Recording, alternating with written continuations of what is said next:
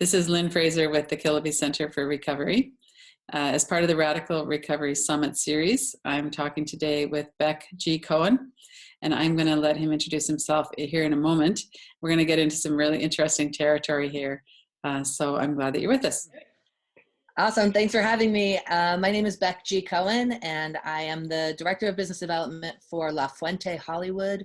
We're a small 10-bed treatment center in Hollywood, California, working specifically with the LGBT community.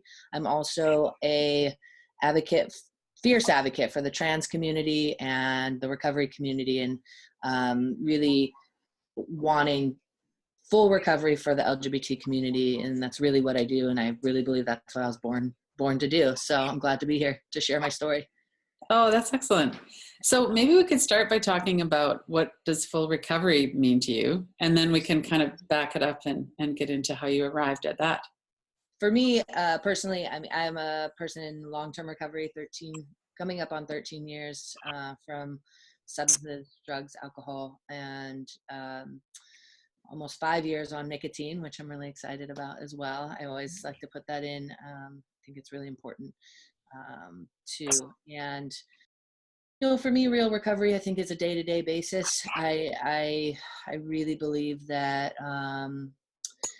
this idea of peeling the layers of the onion and getting into working on trauma and working on that really deeply embedded negative self-talk and understanding that and where that came from. And you'll probably hear more of my story, but even at 5 years sober, my depression and anxiety around my identity was so much so that I was ready to kill myself. So I think that, though I had stopped using, that it wasn't over. And so recovery really means having to go even deeper and look even deeper inside, and some days are better than others, I guess. Right. Yeah. Right. Yeah. So it's a lot more than just stopping drugs. Yeah. Oh, absolutely. I think that was the easiest part. That's really the easiest part for me, was to stop using those but though difficult, it's no small feat. I think that the longer I stay sober, the more I need to look internally and find those avenues for which I need emotional sobriety and really happiness, really, and finding my joy. That's this year's plan, really. And it's like, what makes me joyful and what makes me happy, and what looking forward. And I have all this baggage, I have all this stuff, and all this stuff that happened to me. I have my story, but what is really ultimately like my goal of happiness today? So that's really what I try to concentrate on to the best of my ability. Right. So what does that look like for you right now? Happiness. All these deep questions. Of course, I brought it up, so you're going to ask me about it. Yeah, you are. Yeah. I always go, why did I say that? I think, for me, joy. I find a lot of joy in helping others. I really do. And I find a lot of joy in helping young people find recovery or get solidified in their gender and sexual identities, and help them and see them like thrive in all, in this aspect. So that really does give me joy. And I'm a helper, so that's probably, I have to balance that as well. And spending time with my friends and just being part of life has been really, really exciting. I have a lot of exciting opportunities to go and speak all over the world, and I try to just really take that in and use these opportunities as my, also my responsibility to use my platform in any way that I can. So I get really amped up when I get to share my experience with people and help treatment centers and help clinicians to be better with the community that I work in, and know that that's gonna trickle down into really helping someone else at some point in time. So I mean, that gives me so much joy all the time. Like, I just, even thinking about it, I'm just like, yes, this is what I'm supposed to do. So I feel like that about the work that I do with people as well. yeah. It took me a lot longer to get here than it took you. You're a lot younger than I am. But yeah, it's wonderful when we can really be in alignment and feel Yeah. like this work we do is so valuable and it's really in alignment with our purpose. Yeah. Yeah.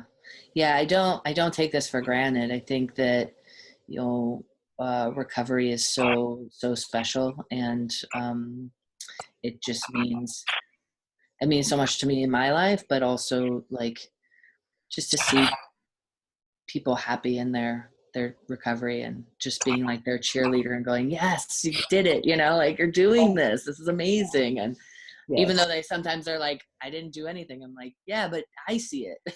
Like, and I Right. want to share that with you, because Yeah, I mean, even in my own recovery, I'm like, oh, like, when you look in the mirror every day, you don't see the changes, and that's true. our responsibility to show other people the changes in their life they've made. So, Mhm. and have that reflected back to me as well from the people in my life, who see the changes in me. So it's just kind of, that's how this works, right? That's how this connection works. So, Yes. Yeah. yeah.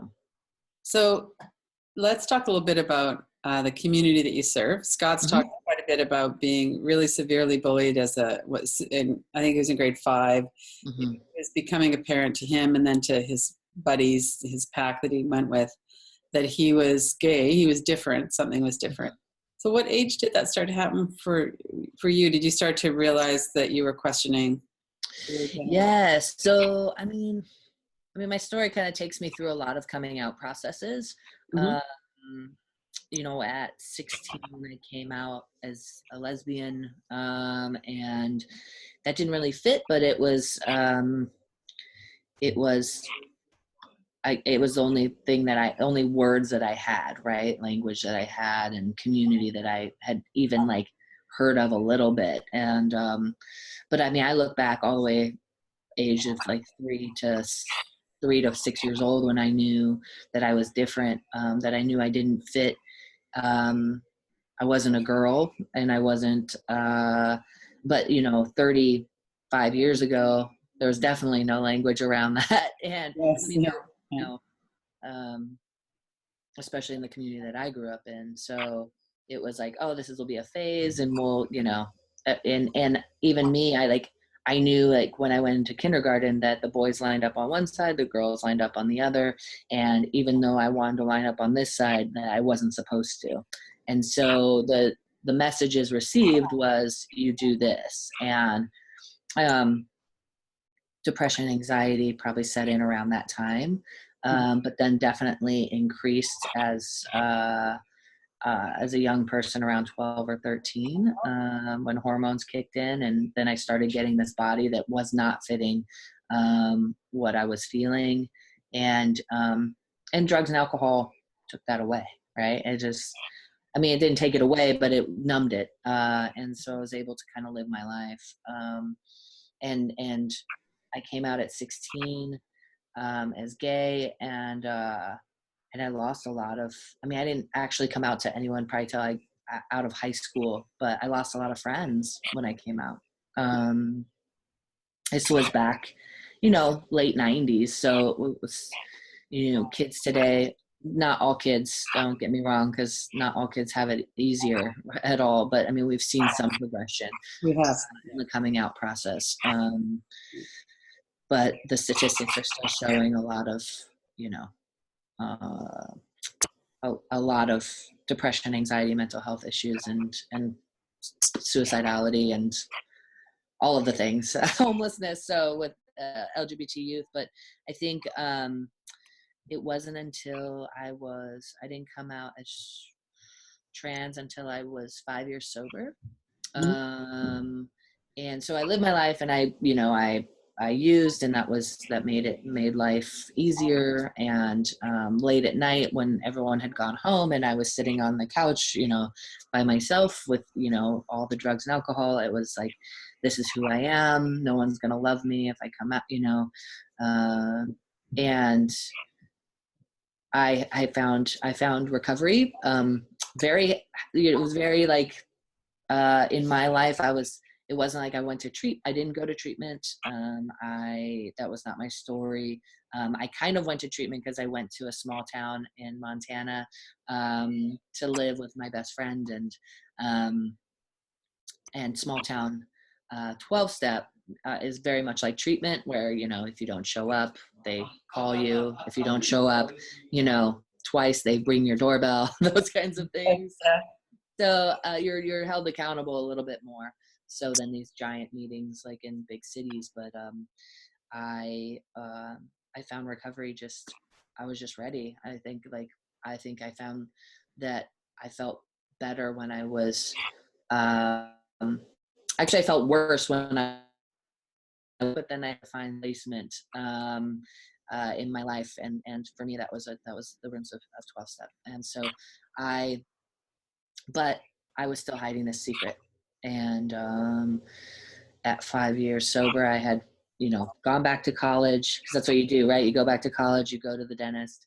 And so I did those two things, and I went back to, and I went to grad school, and I had started speaking on working in the LGBT community. I was working in the community, and I was advocating for trans people as an ally. And really what I was doing is looking back on this like 7-8 years ago, I was advocating for myself, right? Mm-hmm. In this way that was a little bit separated. And yeah, I found myself on a bridge in Minnesota ready to kill myself because I wasn't out, and I was happier than I had been 5 years prior when I was using. I had gotten gifts of recovery. I had been doing this work. I started as a clinician, and I was helping others, but I wasn't helping myself. And I think that is really about, like when I talked earlier about recovery and helping, being a helper, and then also helping ourselves. I had to get honest, and so that's when I started working at doing trauma therapy. And I had a moment of, I think, a real moment of clarity when I was standing there.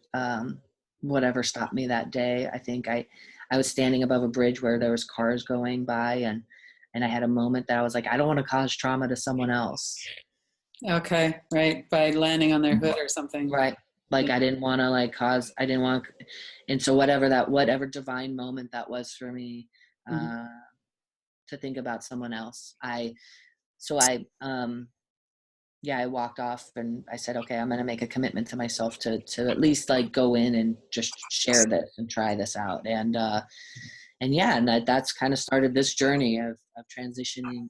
And over the last 7 years has been a progression, and a learning of new self, like completely, like in so many different ways. And so I just, and now I find myself here, and being able to share my experience with others, and then also help other communities, maybe not in this outwardly. It's very common when we grow up feeling different than what we are required to be on the outside, for us to internalize that and to develop these beliefs that there's something really fundamentally wrong with us. Mm-hmm. So did that was that your experience when you were younger? Was it there was something wrong with you, or was it more that there was just you weren't allowed to be who you are because of society? I think it was both. And I think, when I get into fear today, it's much older. It's older messages that were received, that I'm not good enough. Everyone's going to laugh at me. They're going to see who I really am. All of these things, or, and which is not a bad thing at all if they see who I really am. It's like this idea of getting vulnerable is so scary, and but yet, it's necessary for recovery. Is that we have to show people who we are. And so like when those messages kind of get into my head, usually like right before I go on, into on something like this, or when I give a talk or something, I'm like, oh gosh, imposter syndrome or whatever it is. That those are old messages that were received, and but I think also too, like the messages received from the outside world were really something that kept me from showing my true self in for so long. Was that happen, politically, what's going to happen, am I safe here, am I safe, what happens if I'm traveling in some small town and I get sick and I have to go to the hospital, like what is that going to happen? Those things are very, very prevalent in my life, and it's not that I try not to think about them, but but it's also something that's always on the back burner, it's always there. And so that's why I share my experience with other clinicians, so that they know that this stuff is happening with their clients that are coming in, or the people that are coming into their offices or in their families or whatever. And I've been doing this work a long time, especially this internal work, that I can handle it a little bit better. So like if you have someone in early recovery coming in who is trans, and there's a misgendering or anything like that, that that we're already raw nerves in early recovery anyway. So having that added to it, like however we can stop that, and create a space that's so safe. It's like almost extra safe for them to be who they are, and to know that they're loved and respected is important to me. Mm-hmm. Do you feel like there's what's the general temperature reading in the community, in the recovery community and recovery centers? Do you feel like there's a lot of awareness around that it's usually fairly good, or is it a pretty bad situation? I wouldn't say bad. I think we get into the healing. I mean, maybe I'm Pollyanna about this, but I think we get into this work because we want to help people, no matter who they are. And so, I always try to walk in to a space and say, these people have the best of intentions, right, for these individuals. And sometimes the best of intentions may keep them like in this certain space, like they may go, oh, we can help everyone, right, and we'll just keep them here, instead of like referring to appropriate professionals who really do this work, and so that's kind of a fear of mine sometimes when I walk into a space. But for the most part, I think that there's more work to be done, depending on the geographic space, the treatment center itself, the milieu, right? Because you can have one really great clinician Mm-hmm. who does this work, but if I have to walk, I only see that clinician maybe 3 hours a day at max. Yeah. So that's 21 more hours of the day that I'm in this other space, and so like, how do we do the least harm, right? Or do no harm would be ideal. Yeah. Yeah. And so it's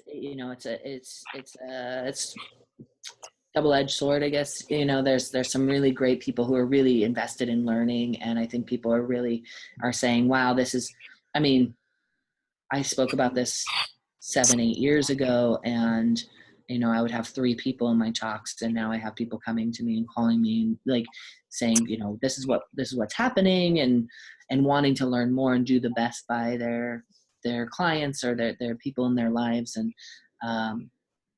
so it's and I would say the last 2 years, 3 years, it's been very much more prevalent. Not that there's more trans people coming into treatment, it's just that more people are out about it. Yeah, right. I get that too. It's like, is it trendy? Is this a trend? And it's like, no, trans people have been with us since the beginning of time. It's just how do we come out about that? And people are feeling safer and safer to share, like, oh, like that's, they're speaking my language. I see them on TV, or I see them on the internet, and I go, oh, that's who I am, right? Because I would have never known or even like considered being that I am trans, or that wasn't even a possibility until I met someone who was, and I was like, oh, that's a thing. And like, that speaks to me, right? Like, it's almost like recovery. I mean, Yeah. in a lot of ways, the coming out process, like the coming out sober, I lost a lot of friends, as we do with friends, you know, most of them, but I Mhm. lost a lot of people in my life because I came out sober. So it's like these coming out process, it's very parallel in a lot of ways. And the feeling of uncomfortability in our bodies and our skin without, you know, tools to manage. So what I try to do is really parallel those two identities because they're so they're so comparable. So when I came out, you know, as I didn't come out as a teenager, even really to myself, although looking back on it, I can see, but I had no idea that there was such a thing as a lesbian. I lived in a Mhm. small town in Saskatchewan, Canada, and I knew kind of that there was gay men because occasionally there would be someone around, you know, Right. but I didn't even know that existed until I was in my mid 20s, and then it was like, oh, okay, this is what's going on here. But Right. It's like, oh, there it is. yeah, so for you to be a role model in recovery and also a healthy trans person Mhm. is really important for people to see, especially people just new in recovery, because if there's no role models for this, then how would we know it's possible? Right. Yeah. Yeah. And I mean, there's just so many. I mean, I don't like to claim to be the beacon of mental health at all. I just want to say that. But I wasn't putting you on I always like to tell people that because I'm like, oh, you know, I have my stuff, but I also like. I mean, I think that in that too is that there's an honesty of you know, like not every day is the best day, but I don't have to pick up. Want to just, you know, if they get misgendered or if something happens, um, you know, they're right back to like, well, I'm just gonna go and use, and I'm like, well, like what purpose does that serve, right? Like that just hurts me more. And because we love to self-harm, you know, we like, you know, and or we're not going to get through this. And so if I can share my experience with people and say we can get through this and we can do better as non-trans people, and we also and or non-LGBT people, we can help the community. And then also as an LGBT person, like knowing also that the community has to catch up too, that like we're not going to be all, you know, perfect right off the bat. Like I try to kind of, you know, take our foot off the gas and the brakes and just kind of glide for a moment in this space that we're all learning. And we're all like, I'm learning what it's like to be sober, and I'm learning what it's like because especially with people who are coming out or who come out in recovery, right? That happens a lot. I mean, that's my story is that, you know, it took me to get sober to kind of go, okay, I need to do this. And it happens quite a lot. Um, Hmm. that you're going to be okay. And that there's people out there that can walk through this with you, that you're not alone. And that's a really important tool. Like I needed that in every coming out process, that I wasn't alone, that there were, and so if I can be that voice or find other voices that way, like I'm going to do it. Right. So in addition to safe professionals, we also need community of people who get it. Absolutely. Absolutely. You know, I mean, I I walked in the rooms of AA when I was, you know, had two-tone hair. I had like bleach blonde hair on one side and you know, cowboys, like full on belt buckled cowboys, like right, born and bred in Montana. And um, they just loved me. And because I was going through it, like they knew that we had this common bond of wanting to get sober or be sober or be in recovery. Um, and I mean, I'm grateful for that. I'm grateful for that. So if we can do that as a community, and maybe I don't know your story, right? Maybe I don't know, maybe it's different than what you know, than what I see on the street or in my family or but like, it, I see your pain, right? Like I see your pain and I see you wanting to escape through drugs and alcohol and whatever else, you know, whatever else we use to escape, Netflix, or no. But I see your pain and I see you. And so I think that like treatment, recovery communities, they don't happen in a vacuum. Like, you know, we get to learn how to be with people, and then we get to spread that love like out into the world. And that's like the most important thing. And that I've learned in recovery is that we get to like if I have a clients who are, I mean, I work in an LGBT specific treatment, and even then it's like, you know, the few trans clients that we have at the same time, you know, I mean, we're still only 1% of the population. They get to learn to like live together and be part of this community that maybe they haven't been part of before, right? Maybe it's just like all they've been hanging out with is gay men, and now, you know, now there's some trans men and trans women involved. And when they leave here, I can assume that, you know, if something bad were to happen, or someone were to say something bad about trans people or whatever, they can say, you know what, like, my roommate was trans and like they were super cool, and you shouldn't be doing that, right? And so we all of a sudden we get these like allies out there in the world that make us a better, you know, a better world. People in recovery, I think, make the world a better place. I mean, that's super cheesy to say, like, now that I say it out loud, but like, but we do. I think that, I mean, people that are really like, you know, invested in their recovery and whatever that is, like mental health recovery, drugs and alcohol, sex, any of that stuff. That kind of leads us into the role of trauma in recovery. And certainly trauma has a big role in getting us into all kinds of addictions. How do you work with people who've been traumatized? There's such a disconnect when people have been traumatized. And oftentimes in their families, our families aren't accepting, they don't get us. We feel like we're a different species almost. Yeah.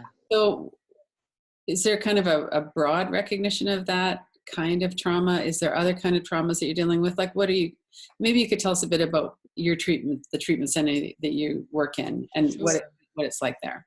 Yeah, I think, so I think, and I think you had, you know, Judy Crane on at Yes. one of your yeah, and she's a mentor of mine, and so like, you know, living with that purpose, and trauma is such a buzzword, right? It's like, oh, this is, you know, I think that trauma, I mean, obviously we work with trauma in similar and different ways. So I'll talk about like the kind of the nuances of some of the traumas that we see that are coming in.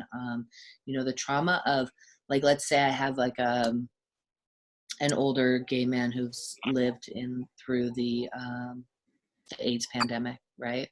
Who has this trauma, like this almost survivor's trauma, that has struggles with intimacy because they've lost all of their friends and most of their lovers throughout this time, and now have survived and are in their 50s, 60s, dealing with, you know, ageism in the gay community, and also like not understanding why, you know, some of them don't even, because they were so resilient through those times, that they just shoved it down, right? Especially if I'm getting them, they've been using, right? Right. But that they haven't even come to recognition of the trauma of grief and loss of their community, and their own trauma around surviving. So we work with that really well. We give it words, right? I think that with trauma, we need to give it, just like in any community, it's like we need that connection. Say, I felt that way too, right? You know, I was watching a documentary on someone who talked about, during the AIDS crisis, you know, the community in and of itself we had to pick each other up, right? We had to, as gays, lesbians, trans people, we had to pick, you know, no one would touch us, right? No one would touch these men mostly. Literally. It was the lesbians, you know, they would literally not touch them. And so we had to do that on our own. But now we have this epidemic of meth and addiction, especially meth in the gay community, where we're watching our community just step over these men who are on the ground and dying because of meth and addiction, right? And saying, oh, she just couldn't handle her drugs, right? Or whatever. And this is an epidemic, like of mass proportions, that there was a New York Times article that came out recently that said the meth crisis is back. And we were like, that's never left our community, right? This has never left our community, and we see it all the time in our treatment center specifically. I think other traumas, I mean, religious trauma, something we were really significant in holding, like that piece of a lot of community members come in from, I mean, we're in a bubble in California, but I mean, in Hollywood even, but I mean, it doesn't matter where you're coming from, like, families and, or family, acceptance. We know that, like, I think it's, the 41% of trans people, attempt suicide, and it significantly, like, lowers, like, teenagers, like, I think it's like 50% attempt suicide before the age of 20 years old, or that are trans. And if we have family acceptance, that rate goes to 4%, which is the average of teenagers who attempt suicide. What an easy thing, right? I mean, it's like the yeah, duh study, right? When I accept someone for who they are, like, they have less depression, anxiety, and, are more loving of themselves. So That's a talk a lot about huge that. number, though. 50% to 4%. Yeah. Yeah, the power of connection.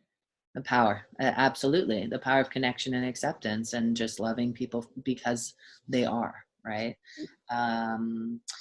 I think that there's, I talk a lot about, when I do conferences and things, I talk about the trauma of invisibility.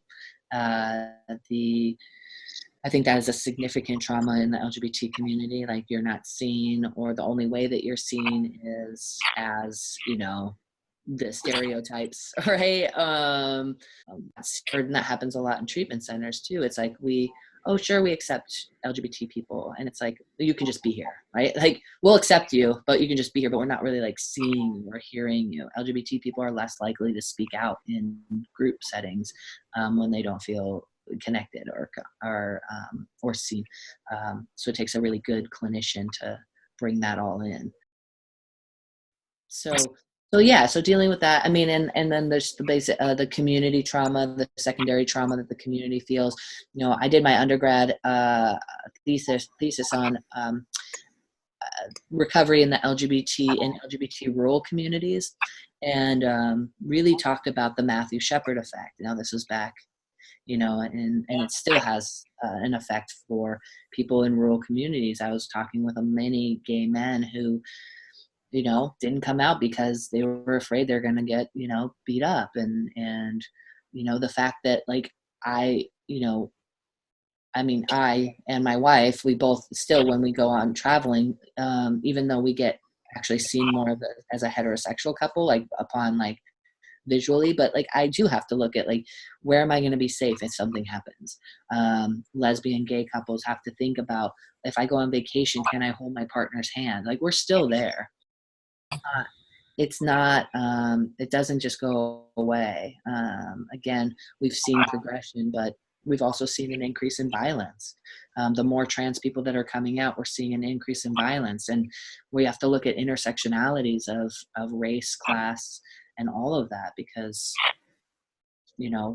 trans women of color are being murdered at significantly high rates. And so if I have that person come into my treatment center or into my office, they hold that with them. They're coming with that. They're coming with that trauma, that,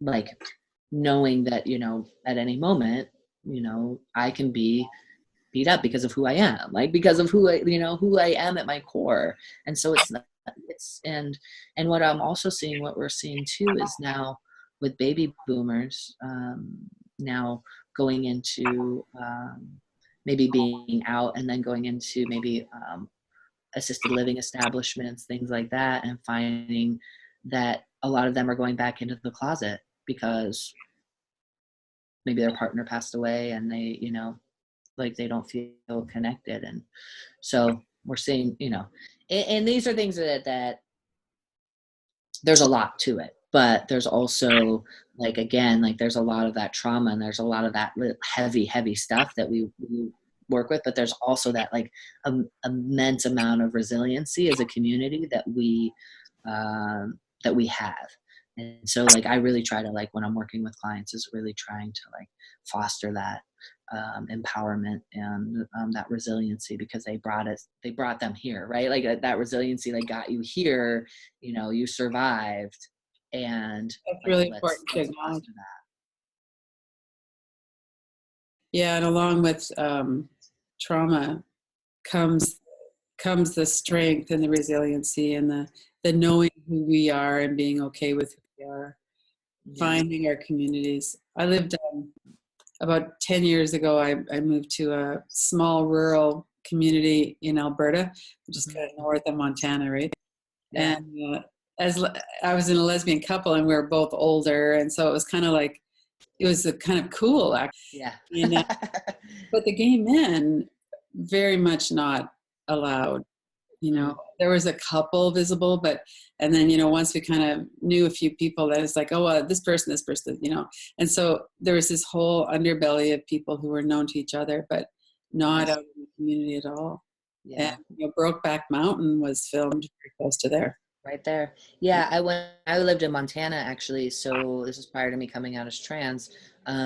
We would first of all, we were like, there's no like lesbians here. Like there's no like, there's no gay community, which is actually like where it is. It's actually there's quite a community. You just have to find it.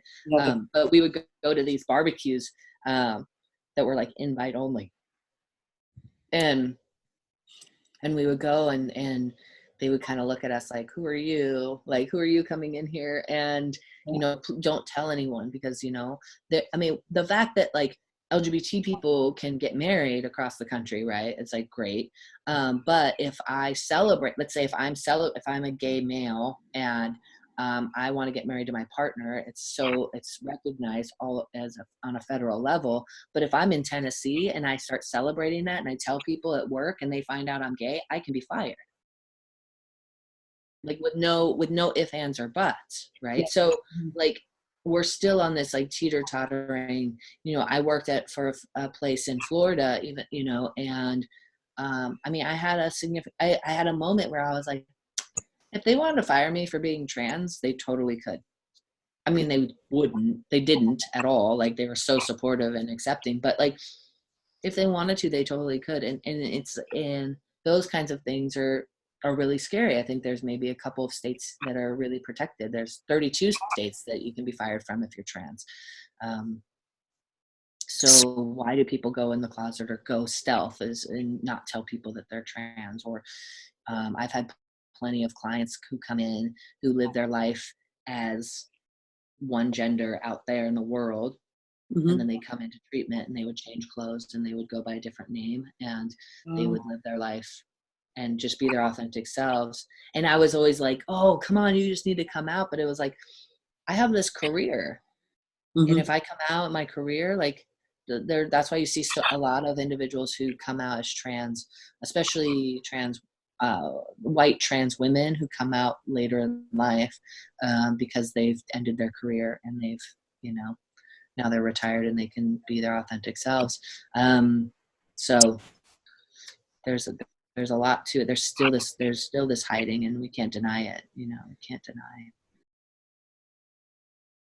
And there's children are a factor too sometimes. Mm-hmm. Yeah.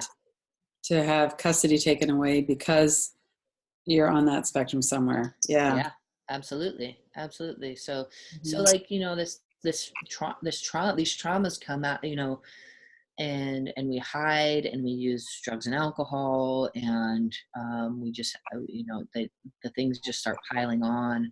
I'm a big believer that the foundation of a person is their gender and sexuality. So if I'm building a house, right, and the foundation, there's a crack in it, right, and I just hide it, right, I put a rug on it and I go, oh yeah, like everything's great, right, and I make this house, and then all of a sudden things get off balance and it keeps crumbling and things keep happening, and the cracks get bigger over the years. Like the more you hide, right, the more you try to like push it down, the cracks get more and more. And so people will come in and they'll say, my relationships are crumbling around me, and also like it was so easy for me to hide my addiction because I hid the like core of my being. So it was like that was just second nature.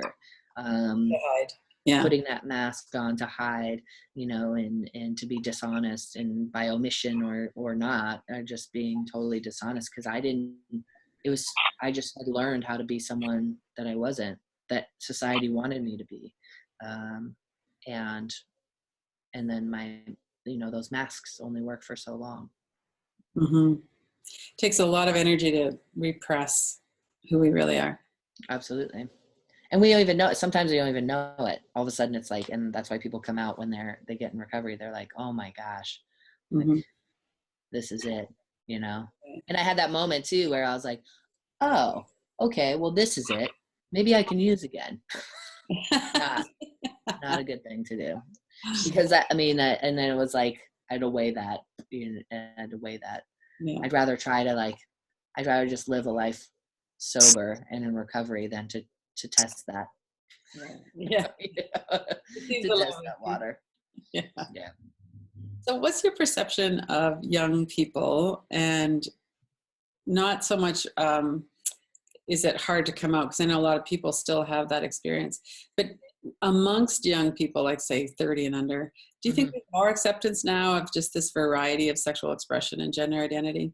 Is this something that the curve of people that are really homophobic are starting to die off? Is there an age thing here? You can only hope. No, I think, I think a lot of young people, because they're growing up with it, as there is like this like normalizing, and again, it depends on where you are in the world geographically, religiously, racially, all these things. Like,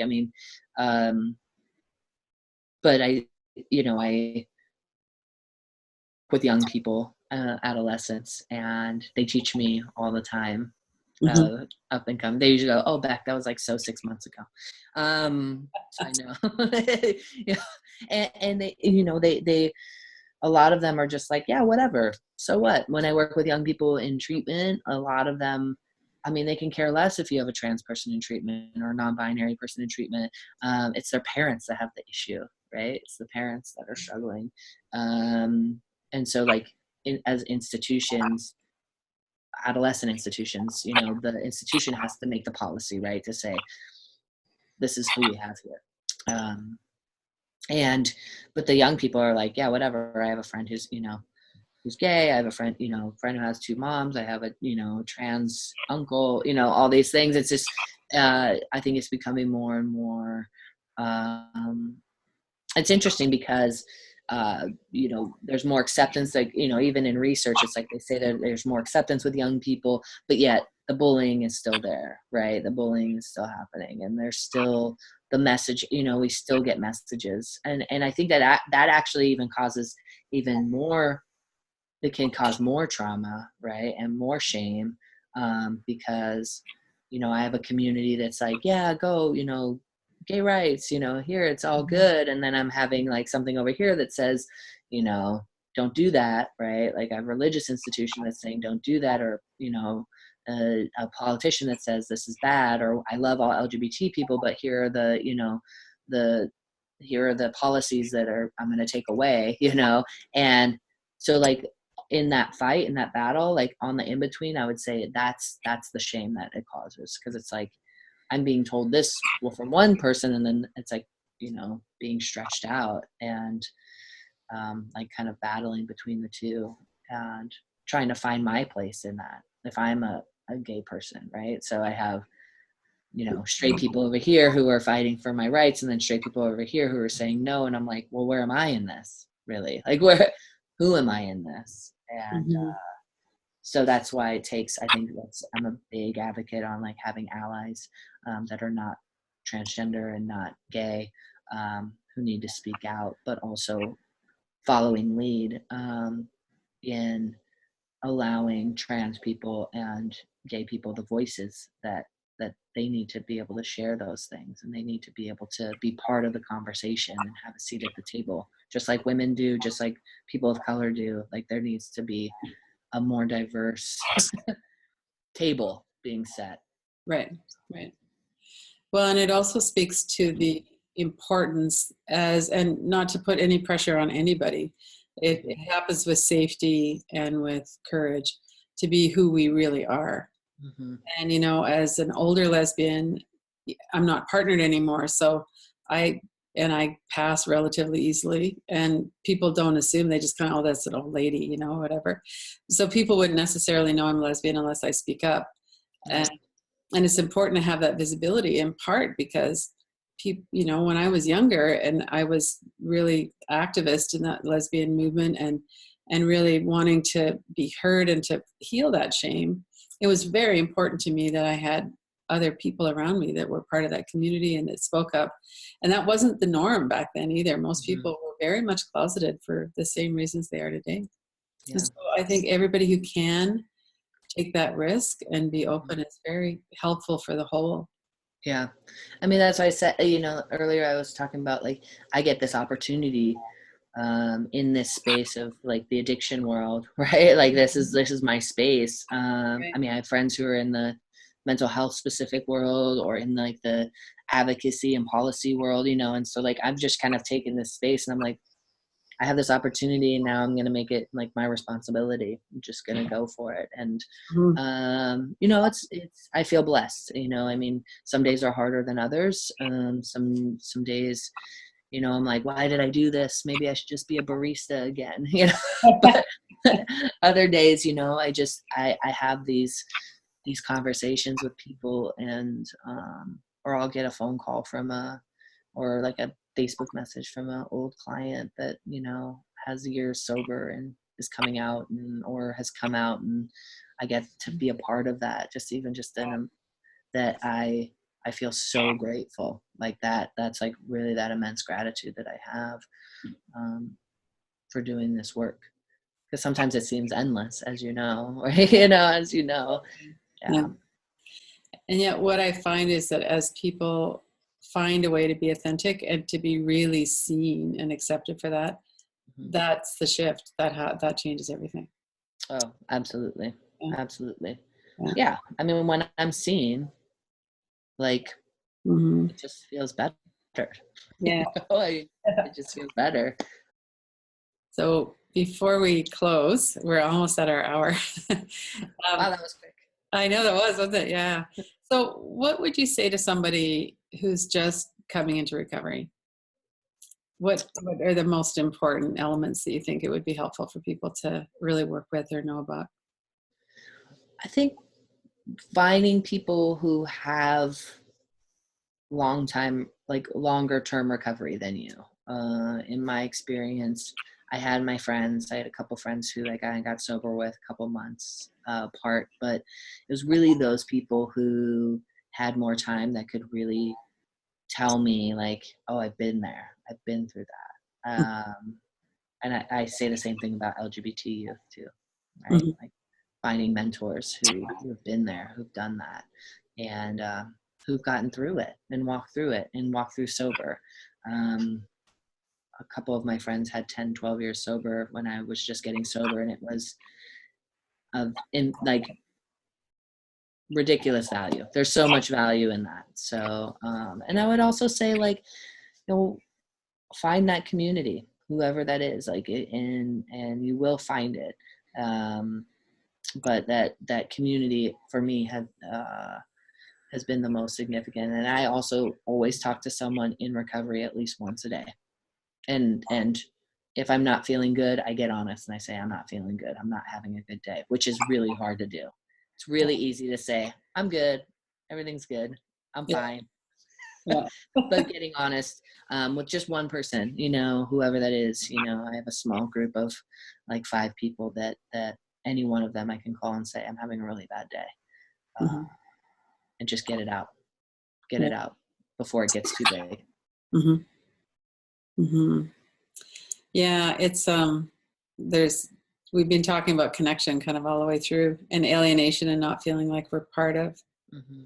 the norm, or, well, that's not maybe the right word, but when we feel like we're excluded, one of the things that I really noticed was in my own community, I felt like I was an integral part of that. But then when I get out into the work world or into the, just kind of the general public, you're always on guard. You're always being careful.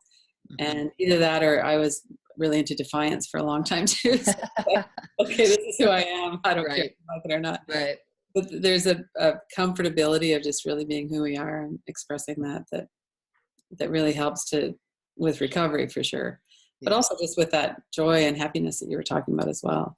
Yeah, absolutely. Yeah, I mean, I find, and those are the people who challenge you too, right? Those people are the ones who will, who will call when you are not calling, or hear something in your voice and be like, doesn't seem right. There's something not right about you. So if you get to know a couple of people, you don't have to know everyone. I think we sometimes in recovery, we go, oh, I have to like do mindfulness meditation for 3 hours a day, or it's not going to work, or, like, it's like we have to do this like 180 shift. And it's like, really, I have to do like this like 2% shift, and it can like totally change my day. Like it can totally like, I can just say, not doing too good today. I just get it out and I go, oh, I'm better now. It's just weird how things change. But I mean, black or white thinking, I need all changed. I need everything to be different tomorrow, and really realizing that those small shifts are so important and so valuable. Right. And those are doable. Absolutely. Well, yeah. And there's that. Because a 3-hour a day meditation lasted maybe not even 3 hours. Right. Yeah. So how can people get a hold of you and learn more about you? Yeah, there's a couple of ways. You can go on to La Fuente's website. It's LAFUENTE Hollywood.com, LaFuenteHollywood.com. You can check out our website there. You can also find me on my consulting site, which is bgcbridge.com. And if you needed any training or had any questions, I totally can answer and help answer, or find resources for individuals that are part of the LGBT community. So, and so you go out and do public talks. I do. Right. So a recovery center or anyone interested. Yeah. The next one is I'm doing out your way, actually, is West Coast Symposium down in Palm Springs. Oh, June. Yeah. Okay. So unless you want to come to London in 2 weeks, you can do that too. But that's awesome. Yeah. Oh, very cool. Yeah. Oh, cool. Thank you so much for having me. I appreciate it. Thank you. Go to KillibyCenter.com, Radical Recovery Summit. For access to the interviews, you can watch them free online for 48 hours after they air, or you could purchase an all-access pass. KillibyCenter.com.